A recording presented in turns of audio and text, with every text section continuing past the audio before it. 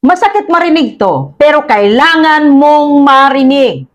Hindi lahat ng nag-uumpisa sa content creation ay magtatagumpay at hindi dahil kulang sila sa talento kundi dahil sa ugali. Narito ang mga senyales na kung hindi mo babaguhin, malamang hindi ka magtatagal.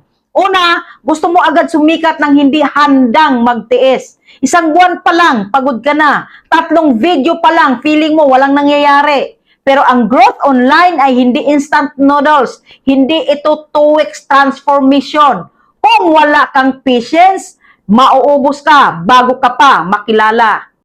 Pangalawa, content mo walang malinaw na direksyon.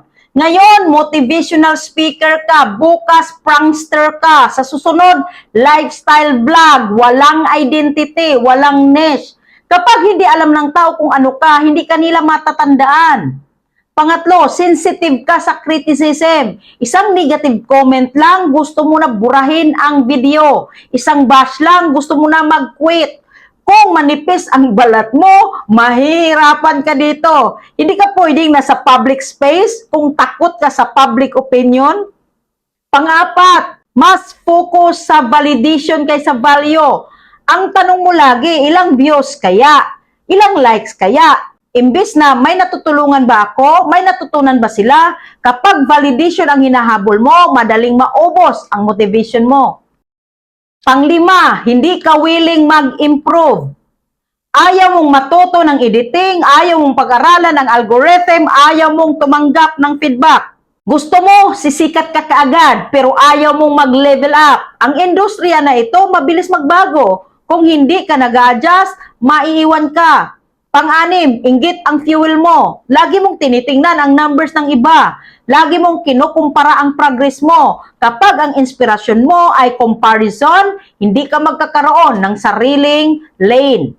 At ito ang pinakamapanganib na senyales. Wala kang malinaw na dahilan kung bakit ka nagsimula. Kung ang dahilan mo lang ay pera o fame, madali kang mapapagod. Pero kung ang dahilan mo ay mission, impact at purpose, kahit mahirap, lalaban ka. Ngayon, kung may natamaan sa'yo sa mga sinabi ko, huwag kang ma-offend.